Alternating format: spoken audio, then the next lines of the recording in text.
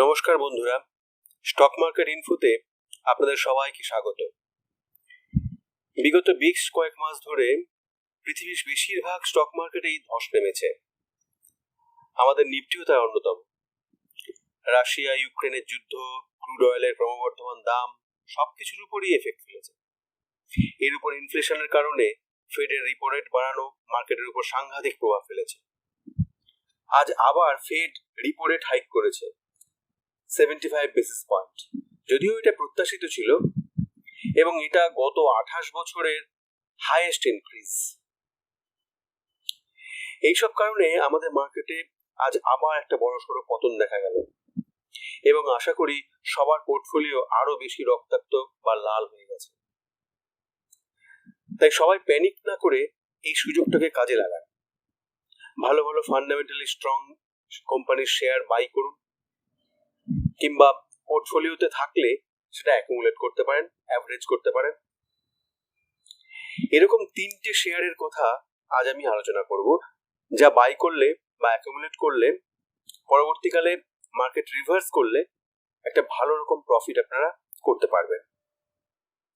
প্রথমেই আমরা দেখে নিই নিফটির চার্ট। গতকাল ন্যাসড্যাক ও ডাও জোন্স দুটোই পজিটিভ ছিল, যার ফলে আজ নিফটি গ্যাপ আপ ওপেনিং হয় এবং বেশ ভালো একটা পজিটিভ মুভ দেখা যায়। কিন্তু একটা সময় হঠাৎ করে বড়সড় পতন দেখা যায়। নিফটি নামতে নামতে 15,360 নেমে আসে। নিফটি মোটামুটি একটা সাপোর্ট ছিল 15,738, এই লেভেলটা সাপোর্ট ছিল। এই লেভেল থেকেই বারবার রিভার্স হয়ে গেছে, কিন্তু আজ সেই লেভেলটাকে ক্রস করে মার্কেট নিচে নেমে এসছে। নিচে নেমে এসে 15,360 চলে এসছে। এর ফলস্বরূপ এখানে আর কোনো সাপোর্ট নেই। নেক্সট এখানে আসছে 15,000 লেভেল, তারপরেই 14,508 পর্যন্ত নিফটি নেমে আসতে পারে। এই গেল নিফটির কন্ডিশন। এবার আমরা দেখে নিই যে 3টে স্টকের কথা বলেছিলাম, তার মধ্যে প্রথমেই নিচ্ছি আমি বাজাজ ফাইন্যান্স। এই স্টকটা অত্যন্ত ভালো স্টক, ফান্ডামেন্টালি স্ট্রং এবং বেশ নামি দামি কোম্পানি। শেয়ার আজকে বেশ অনেকটা নেমেছে। এই বেশ বিগত কয়েকদিনে শেয়ারের দাম অনেকটা পড়েছে এবং আজ তো অনেকটাই পড়েছে। 5,283, 5,254-55 তো নেমে এসেছিল, 5,283 টাকা এখন রয়েছে। এই স্টকটা আপনারা অ্যাকুমুলেট করতে পারেন, কিংবা নতুন করে যারা কিনতে চান তারা কিনতে পারেন।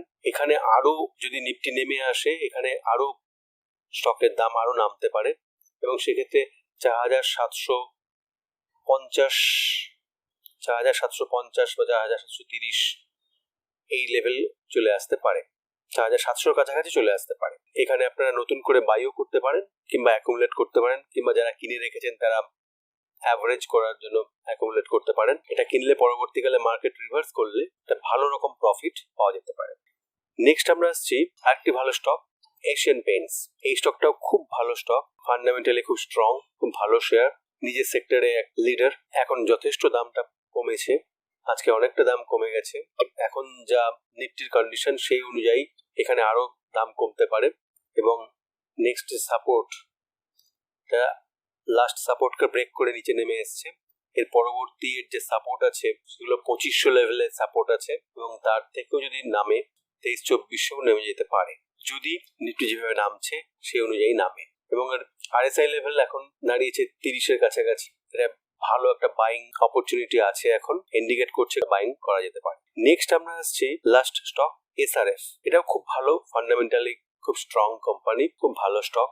দামটাও যথেষ্ট কমেছে, 2,188 দামে এসে দাঁড়িয়েছে, আরো নামতে পারে। তাহলে 2,000 টাকার কাছাকাছি স্টকটাকে আপনারা পেতে পারেন, বাই করতে পারেন, বা ম্যাক্সিমাম 1,900-তেও নামতে পারে, তবে অতটা হয়তো নামতে নাও পারে। খুব ভালো স্টক, আপনারা কিনে রাখতে পারেন, পরবর্তীতে বেশ ভালো একটা লাভ থেকে পাওয়া যেতে পারে। আরএসআই বেশ ভালো কন্ডিশনে আছে, 40-40-এর মতো কাছাকাছি আছে আরএসআই। এই 3টে স্টক নিয়ে আমি কথা বললাম, সম্পূর্ণ আমার ব্যক্তিগত ভিউ। আপনাদের কেনা বা না কেনা সম্পূর্ণ আপনাদের ব্যক্তিগত পছন্দ। আপনারা নিজেরা একবার রিসার্চ করে নেবেন, কিংবা আপনার ফিনান্সিয়াল অ্যাডভাইজারের সঙ্গে কথা বলে নেবেন। যদি ভিডিওটা ভালো লাগে অবশ্যই লাইক করবেন, সাবস্ক্রাইব করবেন এবং বেল বাটনটি ক্লিক করবেন, যাতে করে আমার সমস্ত লেটেস্ট ভিডিও আপনারা পেতে পারেন। ধন্যবাদ।